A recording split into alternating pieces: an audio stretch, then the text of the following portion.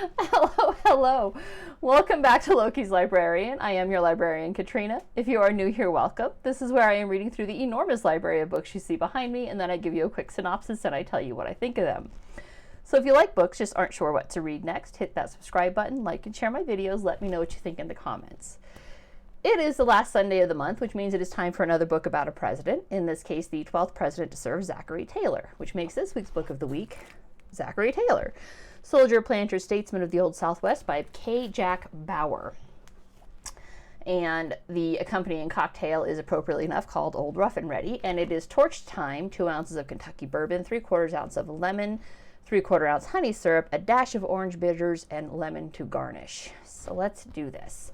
Now, torch time incidentally means you take some time and you burn it and then you put the glass over it. I do have my husband standing by with the fire extinguisher as a safety precaution because alcohol, fire, and a shit ton of books is a recipe for disaster. So if you're going to try a torch cocktail, recommend safety first, okay?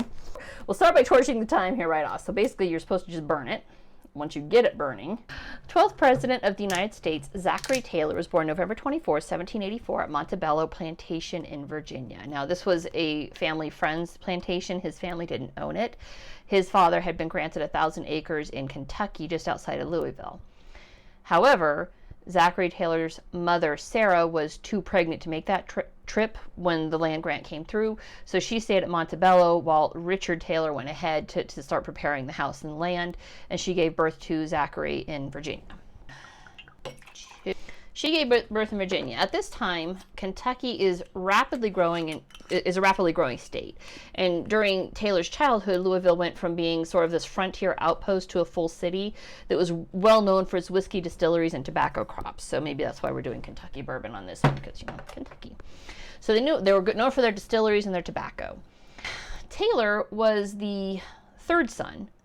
He had 2 older brothers, which meant both of them were more in line for inheritance than he was, so lacking other prospects, and probably because his father Richard did fight in the American Revolution, he looked for a military career. He had neither the desire nor inclination, nor even necessarily the means to go to college. I mean, they might have scraped together the money, but he wasn't interested in that, so he didn't force it, and his parents didn't force it.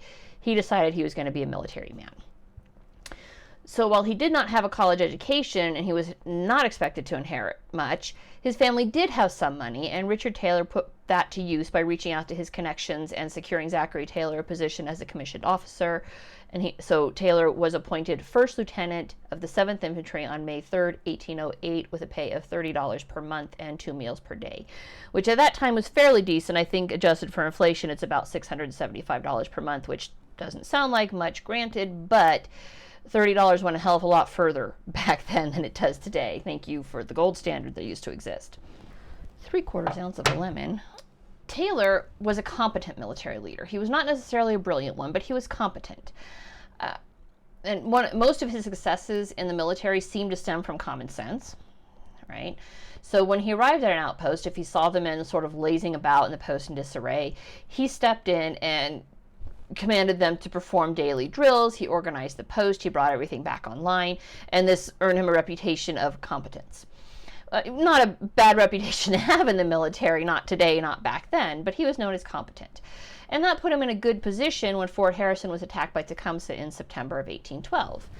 Now, Taylor had missed the Battle of Tippecanoe when he was called to testify before Congress on behalf of James Wilkinson, who at that time was believed to be a Spanish spy. Not the topic of this book. Wilkinson was totally a Spanish spy who was found not guilty of being a Spanish spy. So good job there, 12th Congress of the United States. So Taylor spends 2 years in command of Fort Howard in Michigan Territory before being sent to the southwestern portion of the United States. Again, southwest at this time was not Arizona, New Mexico. It was Louisiana, the eastern part of Texas, Missouri, Arkansas. That was southwestern United States. And so that's where he was sent, and he was there to establish a new outpost, which he did with Fort Jessup, who was named after, I want to say it was one of his mentors, General Jessup. He was then transferred to Baton Rouge, where he spent 2 years. Now, throughout all of this, Taylor's acquiring land and stocks. When he married his wife, Margaret Peggy Mackle Smith, on June 10th of 1810, his father gifted him 300 acres from the family plantation that was outside of Louisville. 3/4 ounce of honey syrup, so I have to eyeball it because, well, my specific measuring cup broke. It was very sad. So now I'm just slinging it like I know what I'm doing. I do not. Damn, Kentucky bourbon's good. Way to go, Kentucky. I've never had Kentucky bourbon, but damn, that's tasty. I've had Jack Daniels, but that's Tennessee. So here we go. So Taylor inherits his 300 acres, and he uses that to kind of launch himself as a landowner and capitalist. He began investing and he began farming. And one of the things he learned very well from his military career was when and how to delegate. And he had a knack for picking the right person to delegate to. And so his land holdings were very prosperous because he just knew. I don't know how he knew, but something he picked up either from his father, from the military, from family, from friends. He knew how to find the right person for the right job and put him in that position. And while he was consistently worried about money and resented the brevet rank system, he was actually pretty good with money. I mean, when he died, he was worth about $200,000, which this book was written in 1983, so that was about $3 million in 1983. That's pretty solid. So he was worried about money, but he was very good with it. He was good at consolidating that income stream. Brevet ranking, let me explain that because I had to look it up. He talks about it in the book like we all know what it is. No idea. I had to Google that. The brevet ranking system basically means that you get the rank of the next highest level, but not the pay to go with it. So let's see here. You might be a captain with a brevet rank of major, which means you're working as a major. You have all the rights and responsibilities of a major, but you don't have the pay of a major. You have the pay of a captain. Weirdly enough, Taylor really resented this because he was brevet ranked quite frequently, so he didn't get the pay that went with it. It's like being asked to do your supervisor's job. Your supervisor's getting all the credit and you're getting just the job. So I don't blame him. I don't blame him. It was the government's way of cheating a soldier out of pay while making him do more work. Taylor hated it. Pretty much everyone who held a brevet rank hated it. Because they held the brevet rank and they did the extra work, the commensurate pay would not come online until someone who held the rank that they were aspiring to retired or Congress approved the funds to pay the higher rank. And guess how much either of those two things happened. So in May 1828, Taylor is called back to Michigan Territory and placed in charge of Fort Snelling. And he was promoted to colonel, not brevet, actual colonel of the 1st Infantry Regiment in April 1832. And this was just in time for the Black Hawk War in the West. And 4 short months later, Taylor had managed to essentially win the war. He chased Chief Black Hawk and his followers, had been crushed. The American expansion in the Northwest was assured. And during this time, Taylor's youngest daughter, who was the apple of his eye, Sarah Knox Taylor, married future President of the Confederacy, Jefferson Davis. Now, unfortunately, she died 3 months later. However, Davis sort of became one of the family during this time. I mean, Taylor didn't approve of the marriage, not because he didn't approve of Davis, but because he didn't want his daughter to be a military wife. So even though they were only married for 3 months before she died, Davis became kind of one of the family, and Davis was actually present when Taylor died. Yeah, the smoking did not work out so well for me. The time just wasn't dry enough, I don't think, so it didn't burn. Following his success with the Black Hawk War, Taylor was sent to Florida in 1837 for the Second Seminole War. Need a dash of orange bitter. Boy, that's just a dash. A dash is such an undefined term. It's just undefined. Give me a moment. I have to shake. Fresh ice in my vaguely smoked glass. It's not as smoked as it could be. Like the demonstration videos I watched on YouTube, like smoke filled everything and it looked awesome. This does not look as awesome. You can smell the smoke. Okay, it's half-ass smoked.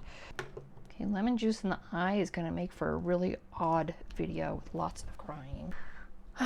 Following his success with the Black Hawk War, Taylor sent to Florida in 1837 for the Second Seminole War. Now, by this time, the Trail of Tears is well underway, implemented by Jackson and Van Buren. And the Seminoles are resisting relocation with all their might. They want no part of this. They're pretty sure that Florida was theirs well before white man came, and they don't want to go. And they got a lot of might because they literally lived in Florida for, centuries before we got there. And so all of the hiding places were well known to the Seminoles. And so they were fighting a very effective guerrilla war. So Taylor, when he gets there, he builds Forts Gardner and Basinger and also implemented his Square's plan, which was to build and maintain outposts every 20 miles that were maintained by about 20 soldiers with one captain over them. And this basically ensured infiltration of Seminole territory and made hiding in the swamps more difficult for the Indians or the Native Americans. It also ensured that settlers were within easy reach of military assistance should the Seminoles attack. Following his time in Florida, this was incidentally very effective. Taylor was pretty much able to not quite wipe out, but make significant inroads in the Seminole, and more of them started leaving to the west as they had been dictated by Jackson's freaking policies. So, I like that. Oh yeah. God, I kind of wonder what it would taste like if I had gotten more thyme in there, more of that smokiness in there. Following his time in Florida, Taylor asked for and was granted a 1-year leave of absence, during which time he visited his extensive land holdings. By this time, in addition to his 300 acres in Kentucky, he owned several plantations in Louisiana. And yes, Taylor was a slave owner. He did not inherit any slaves. He purchased them outright to work his farms. He's kind of odd like this, though. He considered himself a Jeffersonian political. He never voted in an election. Isn't that interesting? But he followed Jefferson politics. I mean, he got his commission from Madison in, Madison? Hold on. No, it would have been Jefferson. Yeah, because Madison was voted in 1808, but May 3rd of 1808, it still would have been Jefferson Church. So he got his commission from Jefferson. He considered himself a Jeffersonian political. So here it gets a little muddied, because even at that time, everyone knew that while Jefferson owned slaves, he did not consider the institution of slavery to be evil, or excuse me, he did consider the institution of slavery to be evil. Oh my God. Maybe he didn't. I mean, he did own slaves, but he professed to consider it evil and thought that slavery should be abolished. So from that perspective, if you don't own slaves and you think that slavery should be abolished, why would you buy slaves to begin with? For whatever reason, Taylor did, and he had them work his land. But here is something, he seemed to really embrace that old school Southern paternalism, which is as one of the landed gentry who took seriously the care of his property, his slaves were fed meat and milk, and they had dedicated vegetable patches that were theirs to cultivate and supplement their diets with fresh greens, in addition to the meat and milk provided by Taylor. And Taylor believed that healthy slaves worked better, so when one was injured or sick, he provided them with good medical care and assisted that they be fully recovered before returning to work. So, I mean, as far as slave owners go, he was okay. I mean, free housing, free food, free medical care, free clothing. I mean, all of those are socialist pipe dreams, right? Just know that slaves had all of that, but they didn't have freedom. So you can keep chasing all of your free shit. I myself will pick freedom. You pick your poison. I'll get off that soapbox now. So 1844, President Tyler is working diligently on annexing Texas, and in anticipation of that annexation, Taylor is sent to Fort Jessup in Louisiana, and that's basically where he's going to wait until the annexation is completed so that he can go in and secure Texas for Texans in America. And he waits. In 1845, Polk is sworn into office, and Taylor is still waiting. And then, so he's man on the ground when Polk says, okay, we need somebody to move in and secure the Rio Grande. We want the Rio Grande to be our southern border, not the Nueces River, which is, I think, what Mexico wanted. So 1846, he's sent into the Rio Grande, and that's where he's at when Mexico takes offense to the fact that Polk has arbitrarily decided that the Rio Grande is where our southern border is, and the Mexican-American War starts. And Polk is not consistent in the orders he's given and the directives, which leaves Taylor to kind of do his best with the mixed messages and orders that are delayed by distance in an era pre-telephone and pre-internet. Yes, they had the telegraph, but telegraph lines had not been strung to Texas, so messages were sent via courier, which could take months. So by the time action has already happened, new orders could be on the way that countermanded what that action was. Taylor, by this time, has been promoted to general. Not, again, I don't believe brevet, he was just a full general. And while he was capable general, again, he was not a brilliant commander. Common sense seemed to be his order of the day. And while it could certainly be argued that General Scott, who was also on scene, but not the ranking general, was more tactically inclined and a better general and overall, like he was one of those brilliant, like, intuitive leaders, Taylor had something that Scott did not have. And that is that Taylor's men loved him. during the Seminole Wars in Florida, Taylor earned the nickname Old Rough and Ready, hence the cocktail, and owing to his penchants for digging into the dirt with the men. That's how he earned that. He lived with them. He didn't just, when he got to an outpost, he didn't just say, well, you guys do this and you guys do this, and I'm going to sit in my study and have scotch. Or bourbon, as the case may be. He would build it with them. He was there in the dirt, dirt under his fingernails. He would help, dig out trenches, erect palisades, plant crops. When they had field maneuvers, he camped with his men. He didn't keep himself separate. He was very much part of them. So much so that when new arrivals would show up, Taylor was frequently mistaken for being one of the other troops. An impression which he played up by highlighting his kind of country accent, and he thought it was hilarious that new troops didn't recognize him as the commander because he was too busy working. So Taylor commanded forces at the Rio Grande and the battles of Palo Alto and Resaca de la Palma, defeating Mexican forces each time, but not following through on a route, right? If your enemy starts fleeing, the usual tactic was to chase them down, make sure of the victory. He wouldn't do that. He would basically stop at wherever the designated line was. And I think his understanding of the orders given to him by Polk was to defend American territory, which Texas was at that time, not to invade a foreign country. I mean, ultimately, the invasion took place under orders, and Taylor pushed through to Monterey, where American forces were outnumbered 3-1. And despite these odds, Taylor still won, though through a combination of picking good defensible territory and using smaller groups to attack rather than charging out in force. After the battle, Taylor had a hard time enforcing discipline on the troops, especially the Texas militia.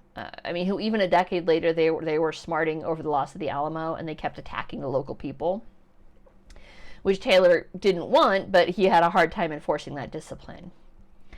And by November 1847, the war was effectively over, at least for Taylor. I think there were still a few more battles that went on to be won by General Scott, but Taylor was done with the fighting. He was recalled to Baton Rouge, where he received a hero's welcome, and his name starts being kind of bandied about as a possible candidate for the 1848 election, which Taylor genuinely did not seem to want. He had no desire to be in politics. He said he never voted. He considered himself a Jeffersonian and definitely thought that the country was moving away from Jefferson politics. I think he may have been the first and last president who genuinely didn't want the office, which makes it a crying shame that he died so early, because generally, what's that saying? Those who seek power are rarely suited to hold it. Well, he didn't seek power. He didn't want it. Prior to Jackson, it was politic to pretend like you didn't want the presidency, but would serve if called upon to do so. Taylor definitely didn't want it, and I don't think he was pretending. The reason I don't think he was pretending is the mail system. In the 19th century, mail was always sent postage due. So if you didn't want to be bothered, you told the post office, don't deliver any mail that's postage due. And the letter would then be kept by the post office in a dead letter pile. And that is where Taylor's nomination letter sat for a month after the Whigs nominated him. He didn't know he was the nominee until somebody showed up on his doorstep and said, hey, we need your confirmation that you're going to accept this position because we've nominated you, and if you don't want it, we got to nominate somebody else. So at that time, he went to the post office, retrieved the nomination letter, and accepted the nomination, but he refused to campaign. He did everything he could to throw roadblocks and say, this isn't what I want, I don't want to do this, but if the people insist, I'll do it. And they did. And he left the campaigning up to everybody else. All members of the Whig Party had to campaign for him, including one-term Congressman Abraham Lincoln, who was fine with Taylor being a slave owner as long as he didn't insist on that Missouri Compromise line of 3630 being extended all the way to the Pacific Ocean. November 7th, 1848, Taylor and running mate Millard Fillmore are elected to the White House. Taylor resigns his commission in the U.S. Army effective February 28, 1849. President Polk accepted his resignation effective January 31st, 1849, and Polk did not leave any indication as to why he accepted the resignation 30 days early. And then Taylor was sworn in on March 4th, 1849. Taylor, having spent his entire career in the military, immediately set out choosing cabinet members that he could delegate work to, especially the problem of patronage, which he found abhorrently distasteful. Unfortunately, so did members of his cabinet, and at least one resigned or refused the position because he didn't want to deal with patronage requests. His first year in office was spent dealing with several funerals, including former President Polk, who died 2 months after stepping down, and former First Lady Dolly Madison. And I believe Taylor was the first one to coin the phrase First Lady. And that's been the wife of the president has been known as First Lady ever since. And the matter of dissolution of the Union was the primary call of the day, and that was increasingly more likely. And in true keeping with his Jeffersonian principles, Taylor refused to extend slavery to any territory, leaving it up to the territories themselves to decide if they wanted slavery. And California was rapidly preparing their constitution and petitioning joining the United States as a non-slave owning state. The Mormons, who had taken over Utah territory, wanted to maintain a sovereign nation between the Sierra Nevadas and the Rocky Mountains, all the way north of the Canadian border, and leaving themselves an access route to the Pacific Ocean through California. Now, that was a weird dream, because I can't imagine it. I mean, my God, we rolled in and stole the entire continent from the indigenous people, but Utah thinks we're going to let them form their own, country right in the middle of ours. That was dumb. I don't know. I feel like I need to know more about Utah now. But by and large, I mean, okay, so Utah did eventually petition to join the United States, and their petition was rejected for several decades, probably owing to the polygamy which was allowed under Mormon religion at that time. Now, by and large, Taylor was a hands-off president. He trusted Congress to do their job, which was probably a little bit naive and a bit of misplaced trust. Because he was a political neophyte, Taylor did not have a line into Congress, which meant that he was really not kept up to speed on what debates were ongoing in Congress. The ongoing debate of slavery and abolitionism was kind of the defining issue of the day, going on to July 4th, 1850, when Taylor attended a series of orations, which basically just means public speaking, which occurred at the Washington Monument, which was then under construction. And he drank iced water and chilled milk and ate cherries before walking home. Now, all of these things at that time had been advised to be avoided because of the potential outbreak of cholera.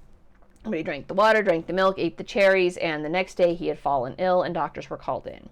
And he grew steadily worse, dying on July 9th, 1850. His last words were, "I have always done my duty. I am ready to die. My only regret is the friends I leave behind me."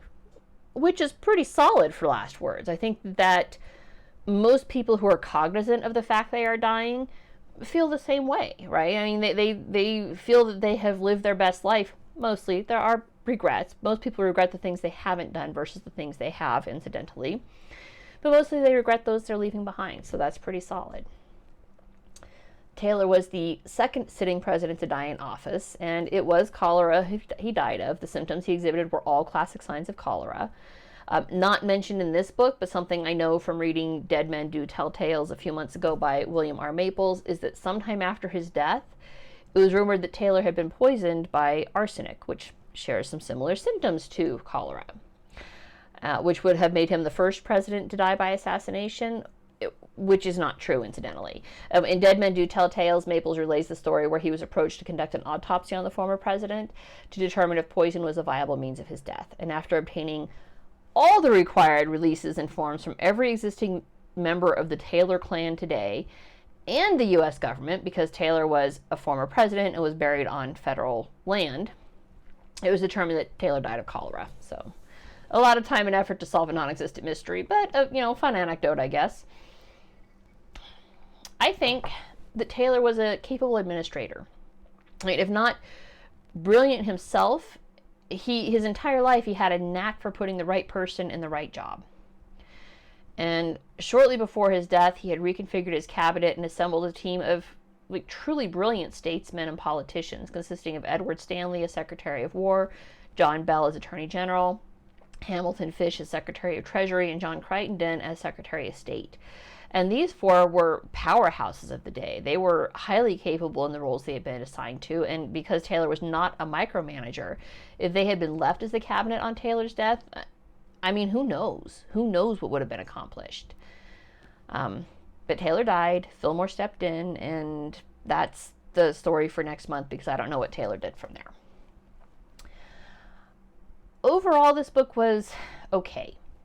And I don't blame the author for that. I think he did the best possible job he could with the sources he had available. And what I mean by that is, usually when writing about a president, the author depends on primary documents. right? Letters that were written to and from the man himself to kind of help flesh out his character. And so far, all of the biographies I've written have done exactly that, because there's a wealth of documents available written by these former presidents and to them that tell you the story of who they were, right? During the Civil War, all of Taylor's personal documents were burned when Union troops overran his family plantation, so there are no primary documents, which means that a lot of what is written here is conjecture from things other contemporaries had written, both good and bad. And the author is meticulous in detailing that. He'll say, this is what the rumor was, this is what was said at the time, this is what people believed, right? But we don't know, because a lot of that primary source is gone. So the historians lament. I still regret the burning of the library at Alexandria. God damn it. I could be a fucking Martian princess right now if it hadn't burned Alexandria. Jefferson Davis, for example, had a high opinion of Taylor. President Polk did not. And so we are left somewhere in the middle, which is probably, honestly, more accurate than either Davis or Polk's opinion, because nobody is all good or all bad. It's always the sum of the parts that makes the whole person. And it's hard to rank him as president because we lack those primary documents that tell us who he really was, though. I mean, he died 1.5 years into office, which is slightly better than Harrison's 30 days in office. But Harrison's record was unarguably dark, and we still had those primary documents that said he had dirty land dealings with the native tribes, and that's what drops in near the bottom of my list, right? Taylor seemed very much to be an honest man with a genuine sense of fair play. And he believed treaty lines should be enforced, and he enforced it on both Native Americans and settlers. He wouldn't let the settlers cross that treaty line into native land either.